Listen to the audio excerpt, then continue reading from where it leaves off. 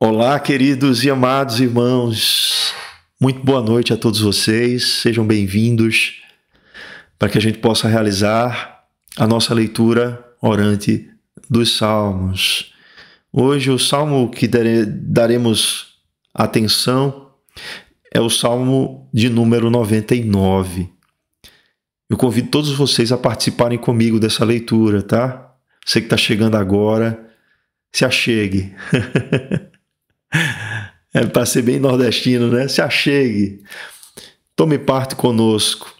Na nossa igreja, a Igreja Presbiteriana do Brasil, a gente vive no mês de maio, o mês da família. E, se possível, convide sua família a participar, né? Convide seu marido a participar com você nesse momento, convide sua esposa a participar com você nesse momento de devocionalidade cristã. É algo importante a gente criar elos de família, né? Ou elos na família de devocionalidade cristã. Porque a gente muitas vezes tem, mesmo vivendo em família, feito da nossa devocionalidade algo individualizado. Cada um lê a sua Bíblia, não está errado, tem que ler mesmo individualmente, cada um faz suas orações individualmente, mas a gente não pode abrir mão dos momentos de estarmos juntos fazendo isso. Esse é um mês em que a gente está na Presbiteriana Nova Esperança, fazendo atividades voltadas para a família e criamos também aquilo que a gente chama de oração em família. A gente reserva um momento no dia, durante todos esses dias do mês de maio, para orarmos em família, pela família. De uns orar pelos outros, né? De colocar cada qual ente da família os seus pedidos, fazermos uma oração conjunta, intercedermos uns pelos outros perante Deus, demonstrarmos esse amor e cuidado, né? Através da oração.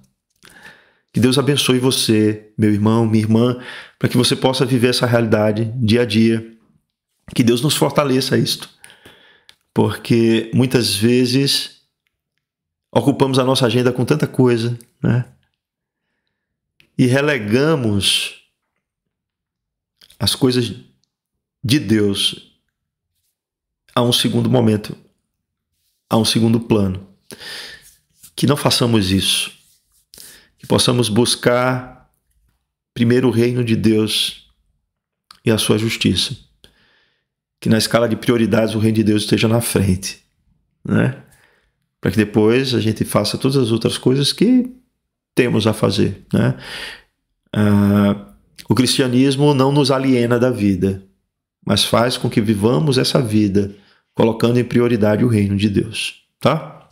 O Salmo 99, que você vai ter aí na sua Bíblia, ou seu aplicativo da Bíblia no celular, é um salmo curto, é um salmo de 9 versos. O que a gente vai fazer, como de sempre, de costume fazemos, é uma leitura, um intervalo de silêncio, depois a gente aplica o texto e ao final a gente faz uma oração, levando em conta tudo aquilo que aprendemos com esse texto. Esse texto tem nos demonstrado, né, a respeito de quem é Deus. Já se percebe, né, no texto que tem na Bíblia Almeida Revista e Atualizada, que a gente utiliza na Igreja Presbiteriana, um título aí que foi posto pela Sociedade Bíblica, que é a Santidade de Deus. E é muito pertinente esse título aí. E a gente vai entender por quê. Mas antes de trazer assim, algumas considerações sobre esse salmo, eu gostaria que a gente fizesse a leitura. Se estão todos aí, eu não sei, eu não consigo ver aí vocês aí do outro lado, mas penso eu que posso ter famílias aí sentadas no sofá, vendo pela televisão, ou no celular, ou no aplicativo aí do tablet, eu não sei, numa tela, vendo e assistindo e participando desse momento. Então eu convido você a acompanhar essa leitura comigo. Se você tiver a mesma versão da Bíblia, eu peço até que você possa ler junto comigo, para que no momento de silêncio você tente lembrar desse texto, de algumas palavras desse texto, E eu tenho certeza que na memória que a gente vai trazendo do texto, Deus vai falando ao nosso coração intimamente. E depois vai falar de maneira geral também pela exposição da palavra, com a graça de Deus, tá? Vou fazer a leitura, acompanhe comigo, por gentileza. Salmo 99.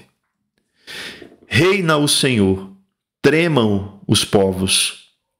Ele está entronizado acima dos querubins. Abale-se a terra. O Senhor é grande em Sião e sobremodo elevado acima de todos os povos. Celebrem eles o teu nome, grande e tremendo, porque é santo. És rei poderoso que ama a justiça. Tu firmas a equidade. Executas o juízo e a justiça em Jacó. Exaltai ao Senhor nosso Deus e prostrai-vos ante o escabelo de seus pés, porque ele é santo. Moisés e Arão, entre os seus sacerdotes, e Samuel, entre os que lhe invocam o nome, clamavam ao Senhor, e ele os ouvia. Falava-lhes na coluna de nuvem. Eles guardavam os seus mandamentos e a lei que lhes tinha dado. Tu lhes respondeste, ó Senhor nosso Deus. Foste para eles Deus perdoador, ainda que tomando vingança dos seus feitos. Exaltai ao Senhor nosso Deus e prostrai-vos ante o seu santo monte, porque santo é o Senhor nosso Deus.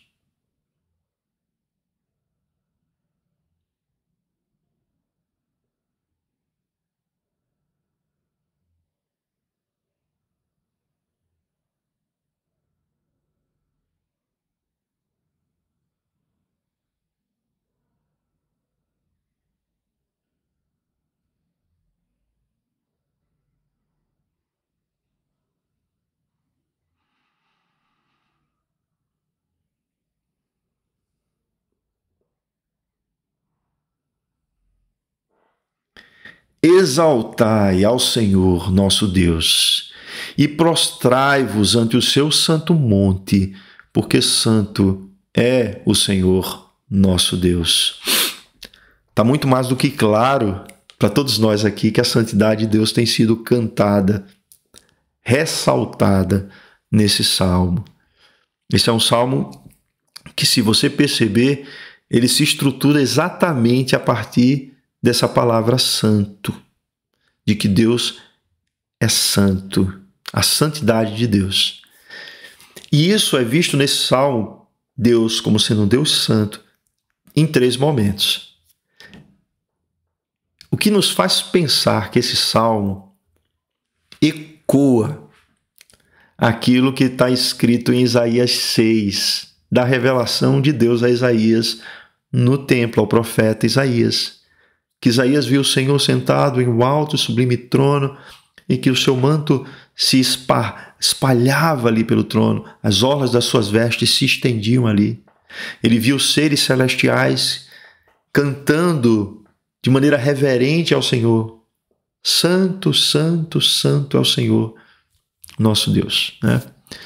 Então Isaías, aquela visão de Isaías, traz para nós também aqui, neste salmo, um motivo de reverência a Deus. Pensando exatamente nisto, em quem Deus é. A gente sabe que em alguns salmos, a gente vai ver nesse salmo momentos em que Deus tem revelado os seus atributos no salmo, e no mesmo salmo o salmista revelando o seu coração, aquilo que se passa em seu coração, de maneira íntima. Esse salmo, diferentemente destes, esse salmo, ele aponta para Deus, aponta para a santidade de Deus, aponta para que precisamos nos relacionar de maneira reverente com esse Deus, porque ele é o Deus que é Rei soberano de toda a criação, é o Deus que tem um exclusivo relacionamento com seu povo, e de modo que ele reina a partir daí também. E é um Deus que nos convoca a viver esse relacionamento como povo de Deus de maneira santa e piedosa. Temos aqui essas características neste salmo. Como é que ele está estruturado? Observa-se aí que do verso 1 até o verso 3 do salmo, a frase que termina é a seguinte, essa primeira porção, porque é santo. Está aí no verso 3, no finalzinho dele, porque é santo. Reina o Senhor, começa no verso 1. E ele termina dizendo, porque é santo. No verso 4 ao verso 5, a gente tem a segunda parte, a segunda porção. Diz que, no verso 4, Deus é rei poderoso. E ele termina no verso 5 dizendo, porque ele é santo. E a última porção temos aí, do verso 6 ao verso 9, que fala sobre o sacerdócio do povo de Deus, que invocava ele, invocava o seu nome, e ele os ouvia, tá? E ele termina esse salmo com a seguinte frase, porque santo é o Senhor nosso Deus. Está sendo ressaltada a santidade de Deus de maneira tríplice, assim como acontece em Isaías 6. Há uma relação direta entre os dois textos. E observa-se aqui que a expressão da santidade de Deus ela vai se tornando mais ampla no Salmo. Primeiro diz, porque é santo. Depois se diz no verso 5, porque ele é santo. E depois se diz no verso 9, porque santo é o Senhor nosso Deus. Irmãos, isso nos faz pensar sobre a nossa adoração a Deus. Já de cara. Já de início a gente já pensa sobre isso. Será que não temos vivido um período de tempo em que a reverência a Deus não tem sido levada a sério? Será que estamos tratando Deus como se fosse um igual a nós? Será que o nosso culto ele tem colocado a Deus no seu devido lugar? Será que as nossas vidas, como adoradores que somos, têm dado a Deus a exclusiva adoração que lhe cabe? Será que temos percebido quem de fato somos em comparação a quem de fato Deus é? E nos colocado numa posição de humilhação diante de Deus, reconhecendo a sua santidade e reconhecendo a nossa necessidade de perdão? A gente precisa parar para pensar sobre isso. Porque temos visto muitas expressões de culto em que Deus parece estar sendo tratado como um igual ao ser humano. Isso não cabe dentro de uma boa teologia cristã. Não cabe. Porque Deus, ele é inigualável. Deus, ele é incomparável. Deus, ele é infinitamente maior do que a sua criação. Ele não está sujeito à sua criação. Nós é que devemos sujeição a ele.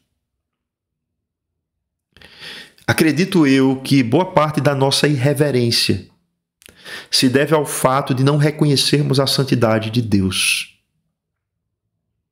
Vivemos num período de muita irreverência, meus irmãos. E algumas dessas irreverências são até afrontosas ao nosso Deus. Mas se você pensa que as pessoas estão preocupadas com isso, você se engana. Elas fazem pouco caso de que elas estão diante de um Deus que é santo, de que elas estão diante de um culto a um Deus que é absolutamente santo. E ainda assim, sendo santo, ele concede a nós, por sua misericórdia, a capacitação, por meio do seu Espírito, para que nós, pecadores, possamos cultuá-lo, adorá-lo de maneira exclusiva. Mas se não for por meio do Espírito Santo de Deus, se não for através do novo e vivo caminho aberto na cruz do Calvário por Cristo Jesus, todos nós estaríamos impossibilitados de termos uma relação com esse Deus que é absolutamente santo. Porque todos nós jazíamos no mal. Todos nós estávamos mortos em nossos delitos e pecados. A nossa relação com Deus no cristianismo autêntico nunca será uma relação de igualdade, porque mesmo regenerados, através da graça do Evangelho de Cristo Jesus, sendo alcançados e justificados pela fé, ainda assim estamos em uma situação de absoluta dependência de Deus. Não somos aquilo que nós pretendemos muitas vezes ser. O Evangelho nos coloca no nosso devido lugar e coloca Deus também no seu devido lugar.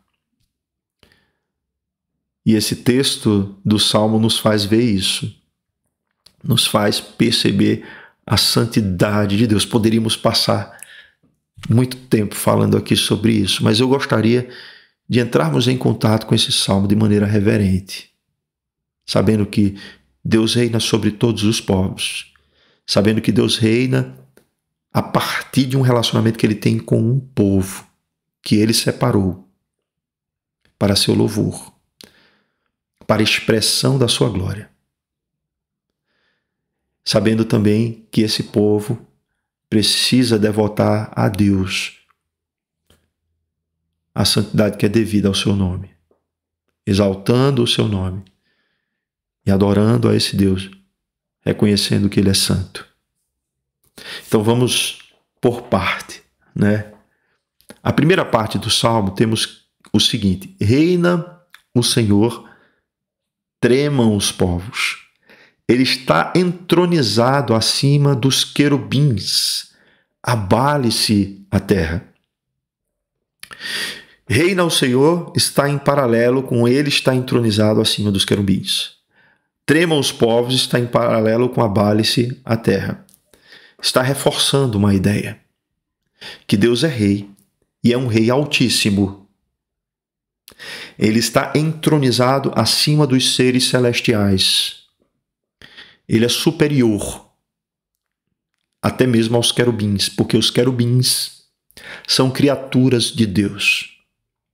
Os anjos são criaturas de Deus. É por isso que os anjos, eles não devem ser cultuados, né? Porque os anjos, assim como nós somos criaturas de Deus, os anjos também são criaturas. E nenhuma criatura merece culto, devoção particular. Porque se fizermos isso, estaremos quebrando o mandamento do Senhor, que não devemos adorar a outro Deus, senão ao Senhor, ao Deus verdadeiro. Esse Deus é um Deus que reina. Reinar aqui é governar. Governar. A visão de Isaías é de que ele viu o Senhor num alto e sublime trono. Ele está entronizado acima dos querubins. A expressão querubins faz menção também à Arca da Aliança, que Deus deu o modelo a Moisés para o culto no Antigo Testamento, ali no tabernáculo, aquele lugar santíssimo do tabernáculo, tinha dentro dele um objeto chamado Arca da Aliança, ou Arca do Testemunho, e esse era um objeto que representava a presença de Deus no meio do seu povo. A Arca da Aliança tinha na sua tampa 2 querubins que com as suas asas se tocavam. E o nome dessa tampa era chamado de propiciatório. essa arca ali, Deus dali se manifestava para o sumo sacerdote, e o sumo sacerdote oferecia ali em favor do povo, né, um sacrifício pelos pecados do povo, uma vez por ano, se a gente pode falar ano assim, nesse sentido, uma vez por ano. Aquilo tudo ali do tabernáculo, como a gente já viu em outros salmos, eram representações de algo que era mais sublime do que essas representações, e que apontavam para a pessoa bendita de Cristo Jesus. Em João, no capítulo 1, versículo 14, diz que o Verbo se fez carne e habitou entre nós. Eu já disse isso na igreja, faço questão de repetir. A palavra ali para habitou é fez tabernáculo entre os homens. Cristo é o tabernáculo de Deus entre os homens. Jesus Cristo veio, e uma vez que ele veio, todos esses aspectos da lei ritual, dos sacrifícios do Antigo Testamento, eles foram superados, porque a essência se apresentou. Aquilo que eles, como representativos de uma determinada essência, apontavam, já se revelou. Então não há mais o porquê de se voltar ao culto daquela maneira, daquela forma, porque a essência do culto já está presente. Cristo Jesus já veio a esse mundo. Deus, ele é o Rei soberano sobre todas as coisas. Cremos que Deus é Pai, Filho e Espírito Santo. É um só Deus em 3 pessoas. Então, quando falamos do governo de Deus, estamos falando também do governo de Cristo Jesus. Jesus, ele tem um nome que está acima de todo o nome. Ele está entronizado à mão direita de Deus Pai Todo-Poderoso, de onde ele vai vir para julgar os vivos e os mortos. A gente tem isso no credo dos apóstolos, e a gente tem isso na palavra de Deus.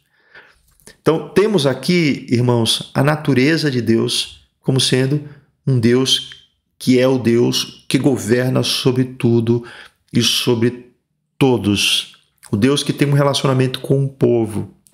Um Deus que se torna propício a esse povo por meio de um sacrifício substitutivo, cujo sangue era despejado ali no propiciatório da Arca da Aliança, onde ficavam os querubins. Dali Deus se revelava. Essa visão dos querubins se combina também com a visão dos serafins de Isaías 6, da majestade e da santidade de Deus. Temos todas essas questões aqui representativas nesse texto. Veja como é rico o texto da palavra de Deus, né? Mas o que esse texto está nos dizendo aqui? Que Deus é grande e que todas as nações devem a Ele reverência e culto. Todas. O Senhor, diz no verso 2, é grande em Sião. Ele está falando de onde o tabernáculo estava estabelecido. E sobremodo elevado acima de todos os povos. Ou seja, Deus, ele não é só rei do povo de Israel.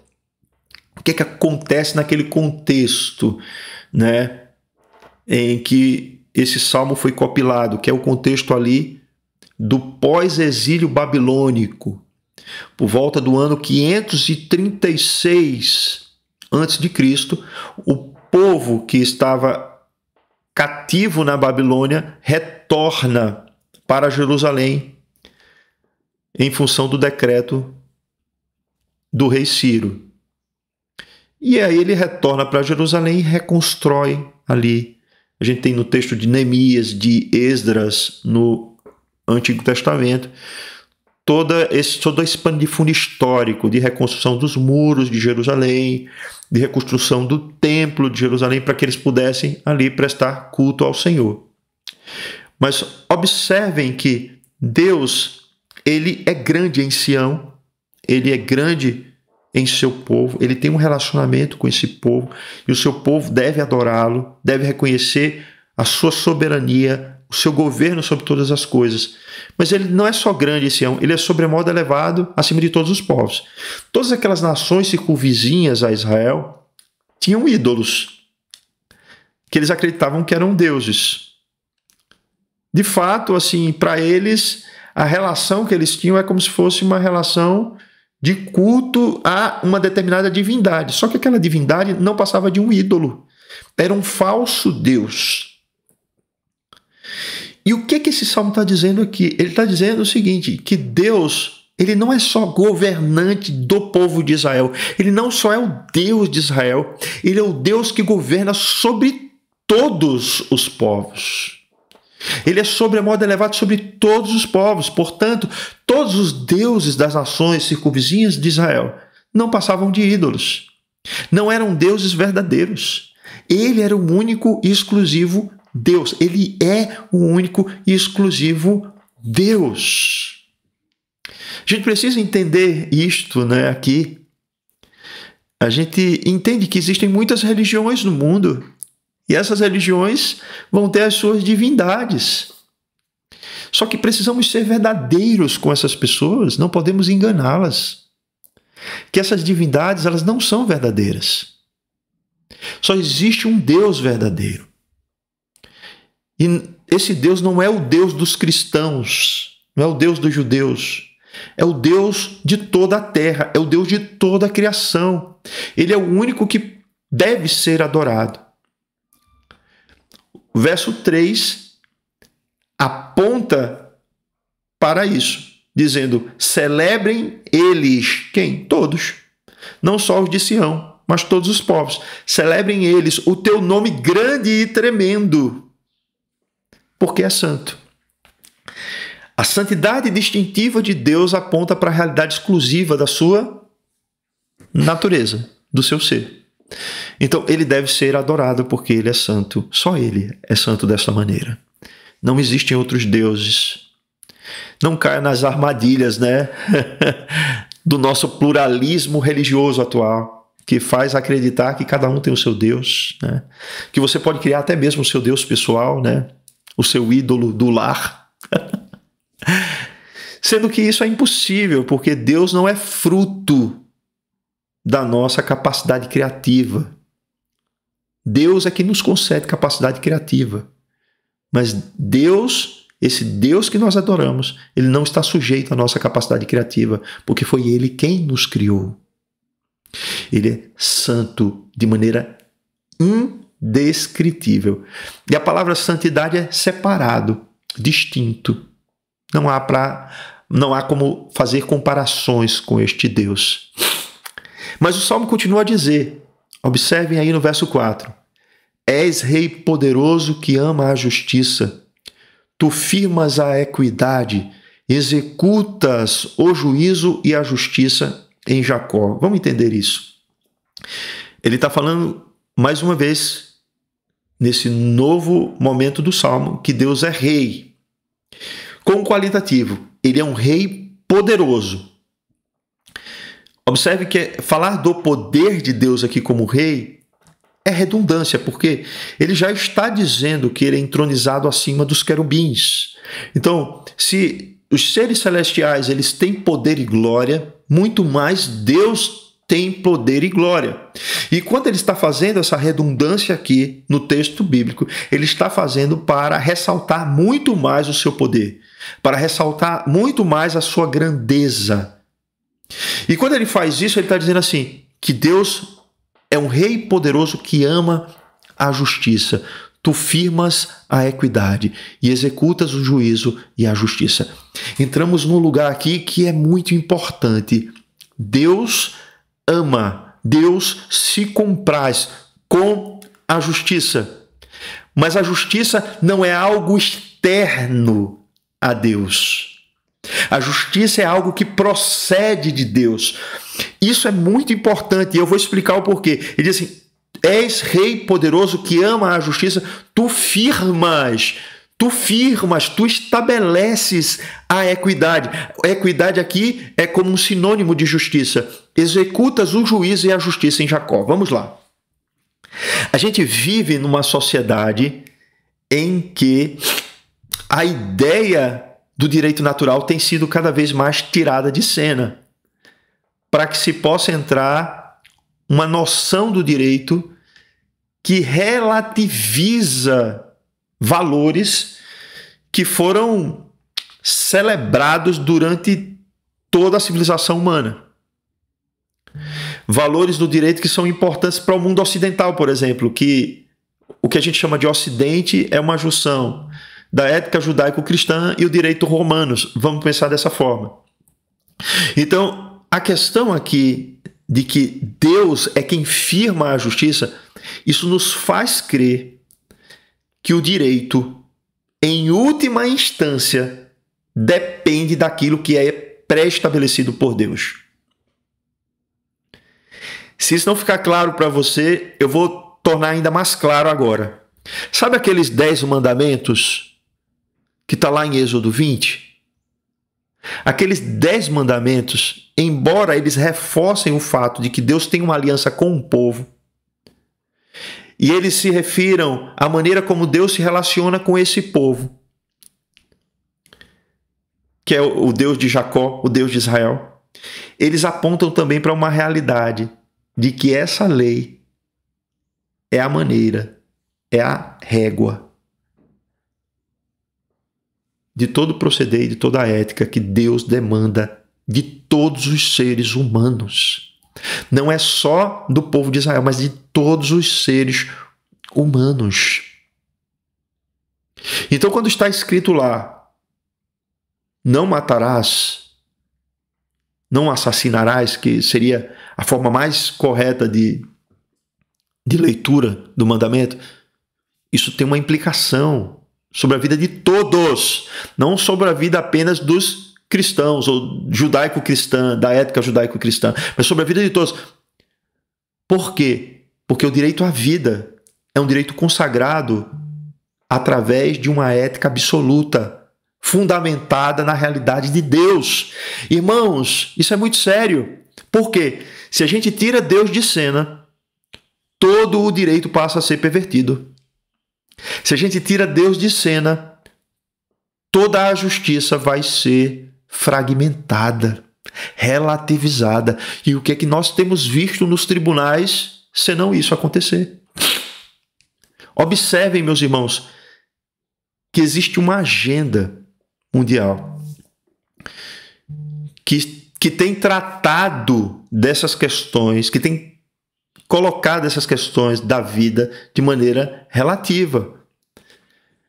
Colocando, por exemplo, o assassinato de vida intrauterina, que é conhecido pelo eufemismo de aborto, como se fosse uma coisa que não tem nenhum peso sobre as pessoas que cometem.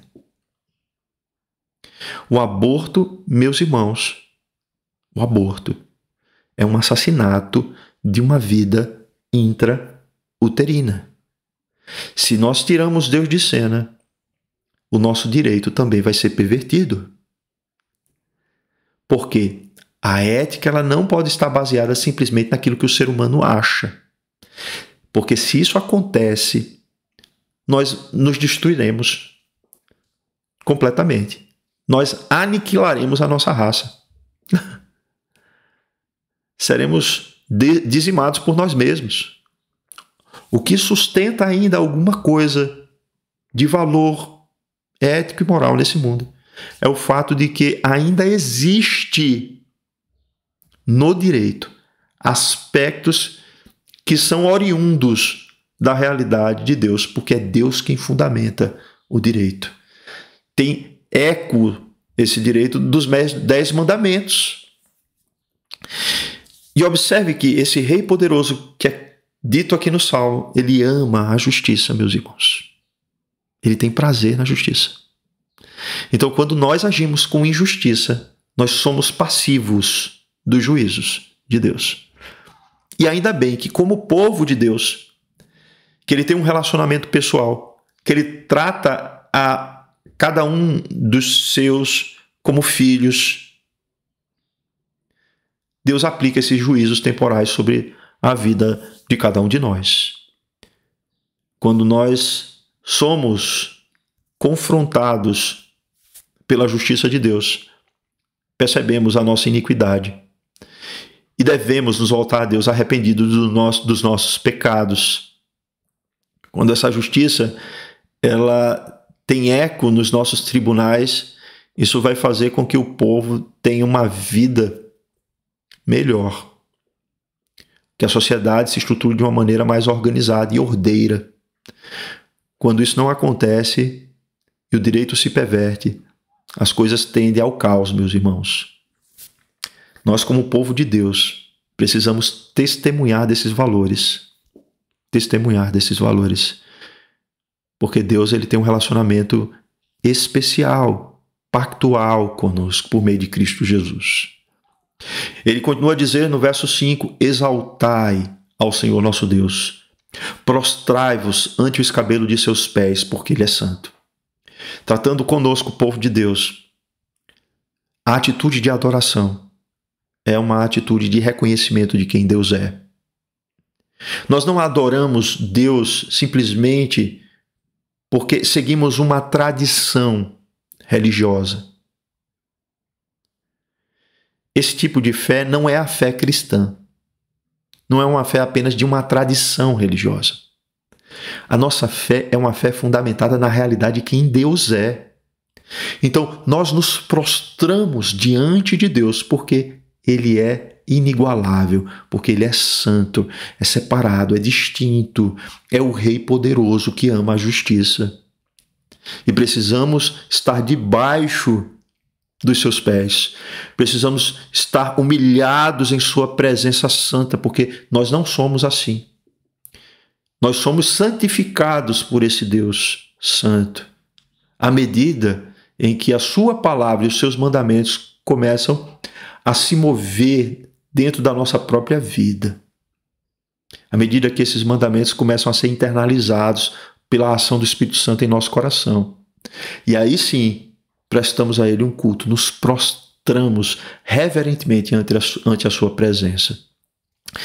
Adiante aqui no Salmo, a gente tem algumas coisas que são muito importantes. Ele fala o seguinte: Moisés e Arão entre os seus sacerdotes e Samuel entre os que lhe invocam o nome, clamavam ao Senhor e ele os ouvia. Esses nomes aqui, irmãos, são bastante conhecidos. Moisés foi aquele quem Deus levantou para tirar o seu povo do Egito até a terra prometida. Arão era o sacerdote, o sumo sacerdote, né, que oferecia os sacrifícios em intercessão pelo povo, no tabernáculo que Deus mesmo deu modelo a Moisés. Samuel era o profeta, Samuel, aquele que Deus chamou a ele para ser profeta e que ouvia a voz de Deus, aprendeu a ouvir a voz de Deus e a se relacionar com Deus por meio da oração. Temos aqui uma representação, irmãos, entendam aqui, do povo de Deus nessas três pessoas. O que o salmista está dizendo assim? Que o povo de Deus, desculpem, tem um relacionamento com Deus. E esse relacionamento é um relacionamento de oração. É um relacionamento de oração.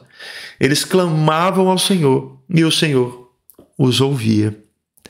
Que coisa boa, irmãos.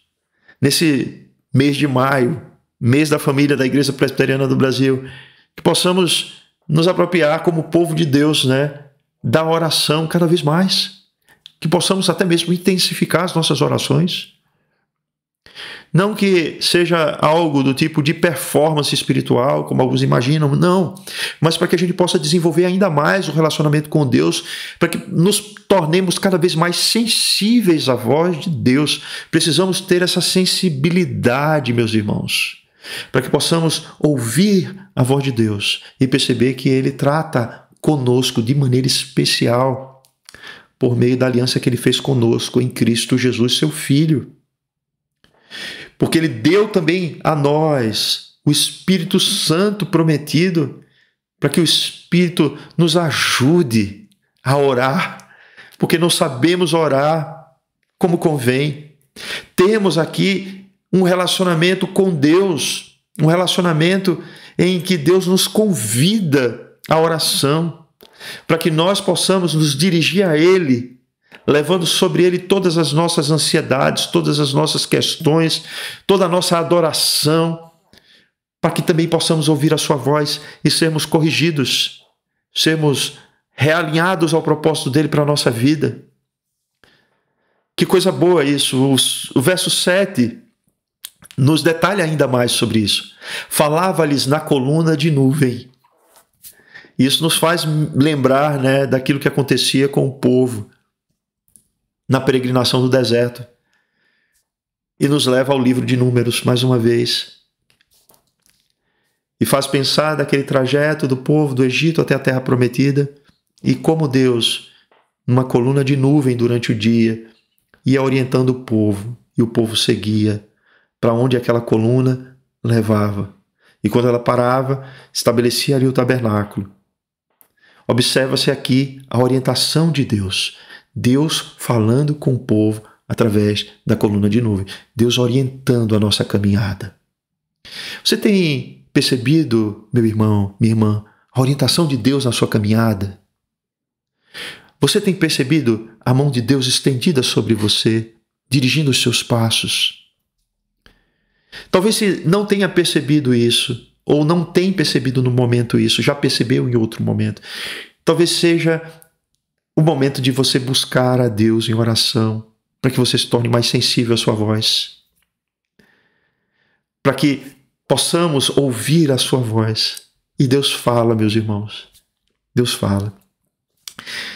Diz que estes representantes do povo, ou seja, o povo que Deus tem uma aliança, guarda os seus mandamentos e a lei que tinha dado. As tábuas da lei que Moisés desceu com elas do Sinai, escritas ali na pedra, pela mão de Deus, ela é ali o modelo do relacionamento de Deus com o seu povo. Jesus Cristo, irmãos, não veio abrogar a lei moral. Muitas pessoas fazem esse tipo de interpretação equivocada. O Deus do Antigo Testamento é diferente do Deus do Novo Testamento. Não, Jesus Cristo, ele próprio disse de sua boca que ele não veio abrogar a lei moral. Não veio. Os 10 mandamentos continuam de pé. Os 10 mandamentos servem para que possamos caminhar de acordo com aquilo que Deus pré-estabeleceu. Somos salvos não pelas nossas obras, de forma alguma. Não pense isso, que você é salvo porque você faz alguma coisa, isso lhe torna merecedor da sua salvação. Isso não é cristianismo. O cristianismo diz que somos salvos pela graça de Deus, na fé, no Evangelho de Cristo Jesus. E que isso não vem de obras, para que ninguém se glorie, mas que Deus nos salvou e nos santificou para que andemos nas boas obras que Ele preparou de antemão. Então, observe, os mandamentos servem a nós como trilhos com os quais precisamos andar neles. Servem para nós de orientação, de instrução. Não devemos abandoná-lo, como os nossos catecismos mostram isso. A nossa confissão de fé mostra isso. Não devemos levar a ideia de que os mandamentos foram abrogados pela vinda de Cristo Jesus. Não, os mandamentos continuam de pé. E a gente precisa levar isto a sério. E falando a respeito de que Deus se comunica conosco, né, nos orienta, o fato da coluna de nuvem nos faz guardar os seus mandamentos, ele continua a dizer algo que é muito especial. Ele diz assim: tu lhes respondeste. Ele está usando Moisés, Arão e Samuel como a representação do povo. Tu lhes respondeste ao Senhor nosso Deus. Foste para eles Deus perdoador, ainda que tomando vingança dos seus feitos.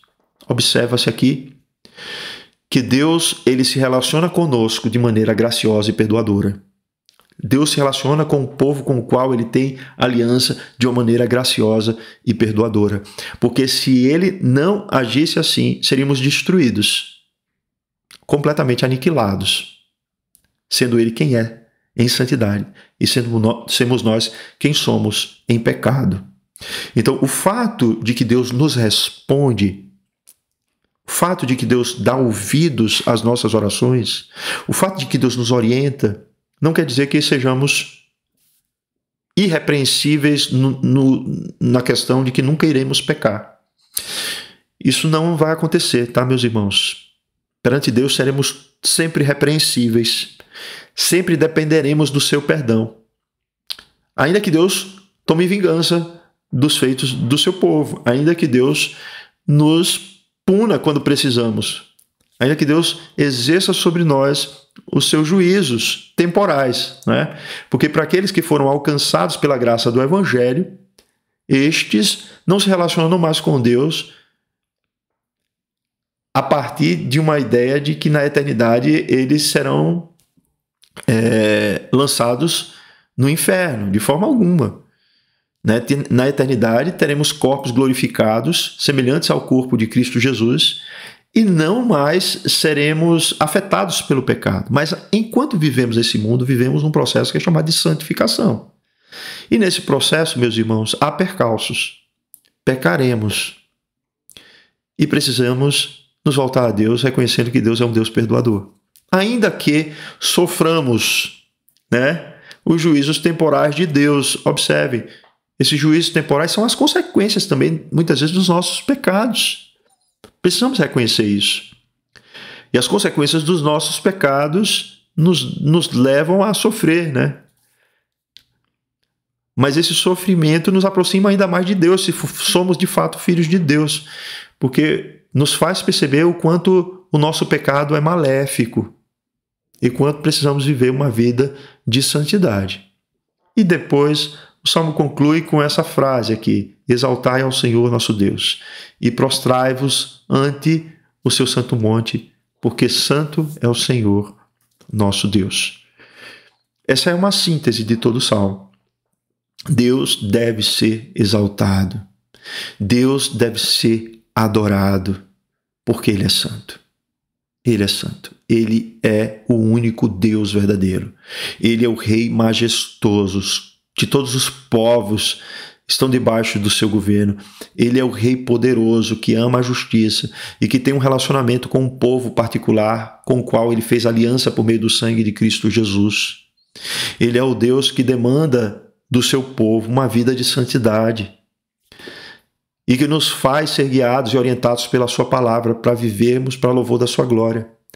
Mas também é um Deus que nos perdoa, é um Deus que vem sobre nós de maneira graciosa, mesmo que venhamos a sofrer as consequências dos nossos pecados aqui neste mundo, porque os pecados, eles trazem essas consequências sobre nós para que possamos perceber a hediondez dele, do pecado, e percebemos a santidade de Deus. Que possamos, reconhecendo todas essas coisas, exaltar ao Senhor nosso Deus, adorá-lo na beleza da sua santidade. É isso que nós aprendemos com o Salmo 99. Vamos orar a Deus? Senhor, nós queremos te dar graças porque tu és o Rei soberano sobre todos e sobre tudo. Que possamos te temer, Senhor, porque tu estás assentado acima dos querubins. Que possamos nos prostrar reverentemente aos teus pés, nos humilhar na tua presença, reconhecendo quem nós somos, pecadores, e que tu és um Deus santo. Senhor, tu és um Rei poderoso. Tu és um Rei que amas a justiça, e que não só amas a justiça, Senhor. Tu és quem fundamentaste todo o direito. Que não venhamos, Senhor, a perverter o teu direito ao nosso próprio gosto, por conta dos nossos caprichos humanos. Porque uma vez que fazemos isso, toda a sociedade, ela perece. Tem misericórdia de nós, especialmente nós que somos teu povo, para testemunharmos a tua justiça, Senhor. Ajuda-nos como povo, Senhor, que tu tens uma aliança por meio de Cristo Jesus. Que venhamos a viver em vida de santidade. Que venhamos a ser guiados pelo teu Espírito Santo em oração. Que venhamos ser orientados pela tua palavra, Senhor, tendo os trilhos dos teus mandamentos para andar. E sempre, todas as vezes que pecarmos, Senhor, possamos confessar a ti os nossos pecados, como fez Isaías diante da visão da tua glória e da tua santidade, dizendo: ai de mim. Que possamos também, Senhor, nos prostrar ante os teus pés, reconhecendo a nossa pecaminosidade porque em Ti está o perdão. E mesmo que venhamos a sofrer as consequências do nosso pecado, Senhor, que elas nos façam perceber o quão grave é o pecado no nosso relacionamento contigo e nos façam perceber a Tua santidade, porque Tu és santo. Que possamos exaltar o Teu nome, ó Senhor nosso Deus. Que possamos ter uma vida de adoração a Ti, em todos os nossos âmbitos. Ajuda-nos, Senhor, enquanto família, nesse mês de maio, Senhor, a termos um elo de união contigo por meio da nossa devocionalidade diária. Ajuda-nos a orarmos juntos, a lermos a Bíblia junto, para que possamos, Senhor, Te adorar reconhecendo quem Tu és, que Tu és um Deus santo. Abençoa cada irmão, a cada irmã, a cada pessoa que esteja, Senhor, vendo esse vídeo nesse momento. Sê conosco, sê propício a nós. É isso que nós oramos em Cristo Jesus. Amém e amém. Queridos, que Deus os abençoe e até a próxima leitura orante dos Salmos.